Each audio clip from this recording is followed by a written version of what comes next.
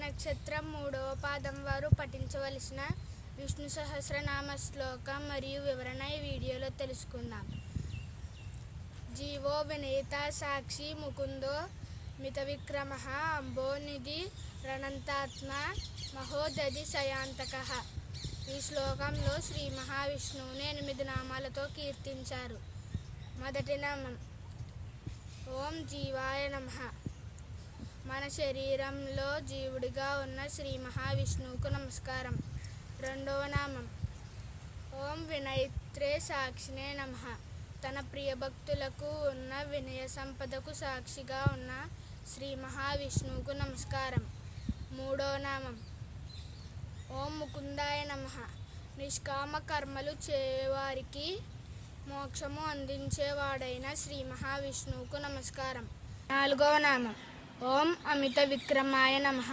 విక్రము అనగా పాదము, అమిత విక్రమ అనగా కొలుచుటకు వీలులేని పాదము కలిగి ఉన్న శ్రీవామనుడికి నమస్కారం. ఐదవ నామం ఓం అంబోనిధే నమః. అంబోనిధి అనగా సముద్రం, నీటి యందు కూర్మావతారంలో ఉన్న శ్రీ మహావిష్ణువుకు నమస్కారం. ఆరవ నామం ఓం అనంతాత్మనే నమః.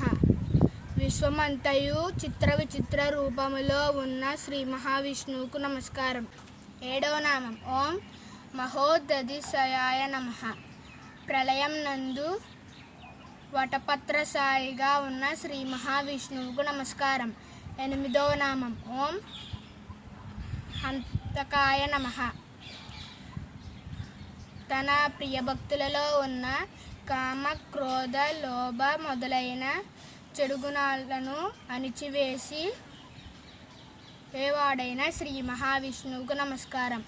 వచ్చే వీడియోలో చిత్తా నక్షత్రం 4వ పాదం వారు పఠించవలసిన విష్ణు సహస్రనామ శ్లోకం మరియు వివరణ తెలుసుకుందాం.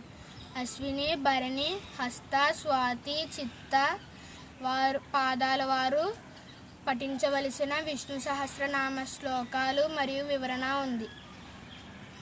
మీరు కావాలంటే చూడొచ్చు. లైక్ చేసి, సబ్స్క్రైబ్ చేసి, షేర్ చేసి, కామెంట్ చేసి, పక్కనున్న బెల్ ఐకాన్ని క్లిక్ చేయండి. ఓం శ్రీ దక్షిణామూర్తియే నమః.